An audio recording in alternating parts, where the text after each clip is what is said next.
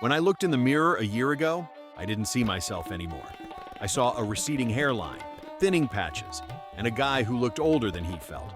Fast forward to today, I've got a full hairline, real confidence, and a story that thousands of people have asked me to share. This is my complete before and after hair transplant experience, done in Istanbul, Turkey. Hey everyone, welcome back. If you're new here, we break down real medical tourism journeys. What works, what doesn't, and how people around the world are getting better healthcare for less. So if that interests you, hit subscribe and stick around. Let's rewind to the beginning. I started noticing hair loss in my late 20s. At first, it was just a little thinning in the crown, but by the time I turned 34, it was undeniable. My temples were creeping back, my crown was almost bald, and I found myself wearing hats in every photo. My confidence was fading with every strand. Like many guys, I looked into hair transplant clinics in the US and got sticker shock. Quotes ranged from 9,000 to 16,000, just for about 2,500 grafts. That didn't include medication, PRP therapy, or any kind of aftercare support. Some clinics didn't even offer a full consultation unless you paid up front. So I did what a lot of people do. I started looking abroad. Again and again, one name kept coming up. Istanbul, the hair transplant capital of the world.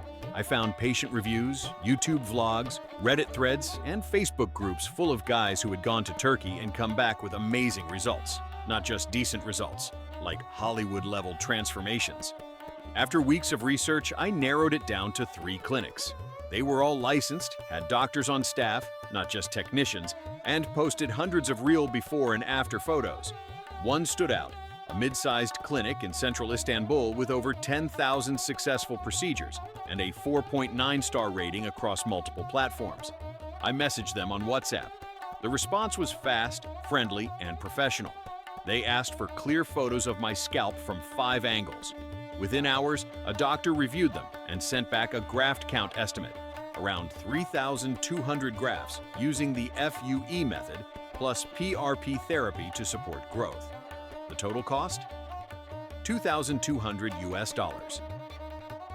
And that included the full procedure with local anesthesia, PRP therapy, 2 nights in a 4-star hotel, airport pickup and drop-off, aftercare kit with shampoo, spray, and meds, English-speaking coordinator, lifetime follow-up support. I booked it.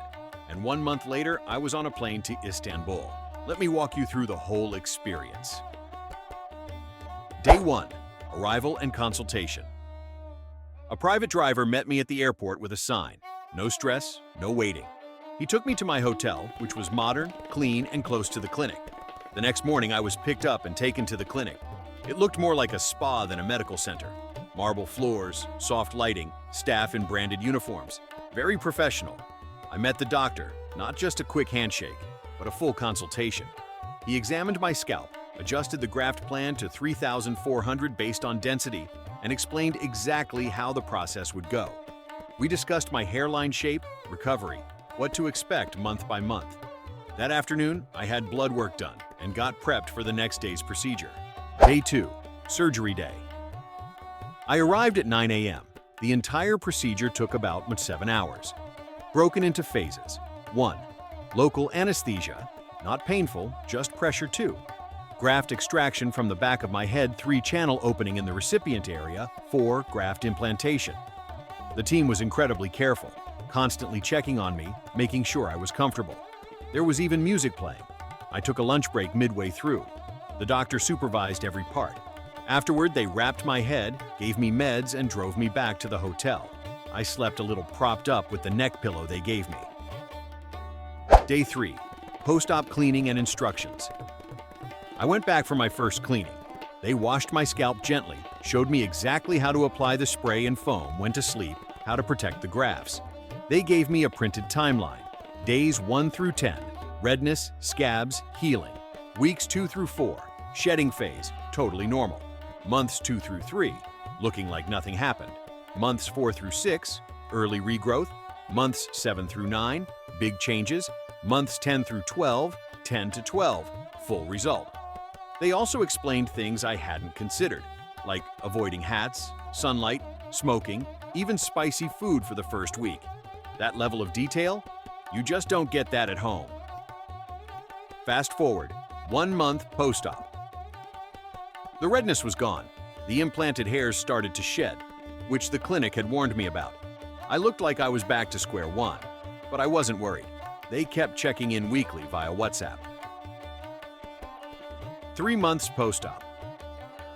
Little hairs started popping up. They were fine, like baby hairs. Not super noticeable yet, but I knew things were happening. 6 months post-op. Game changer. The front hairline was filling in. The crown still had patches, but it was improving every week.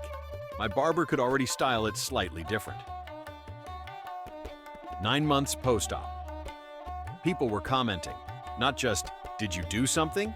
They were saying, "Wow, you look younger." I stopped wearing hats. I smiled more in photos. I felt more like myself again. 12 months later. Full result. Now, my hairline is dense, natural, and even. The crown is 90% restored. There's no scarring. The donor area looks untouched. And the confidence boost? Honestly, priceless. Would I do it again? In a heartbeat. Would I recommend Turkey for hair transplant? Yes, if you choose wisely. Let's talk safety and expectations real quick. What to watch out for. Not all clinics are created equal. Some advertise crazy low prices, $800, $1,000, but may not have doctors on site. Some over-harvest donor areas, leaving patchy scars. Others cram 6 to 8 patients in a day and rush the process. To stay safe, choose a clinic with a medical license and real doctors. Ask who is doing the graft extraction, a tech or a surgeon. Avoid clinics that use aggressive marketers. Demand of before and after photos. And real reviews. Ask about density goals, not just graft count.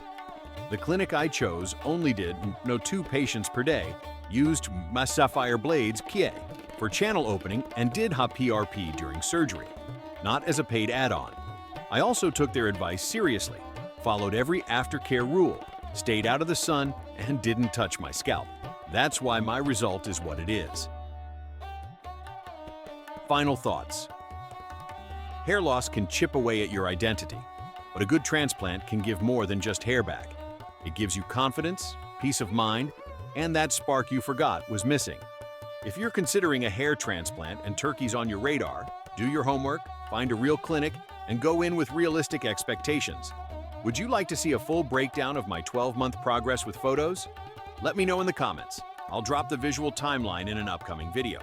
If this video helped you, hit like, share it with a friend dealing with hair loss, and subscribe for more real stories and medical tourism tips. Next up, 10 dental implants in Turkey, what they don't tell you. You won't want to miss it. See you in the next one. And remember, take your health and your confidence into your own hands.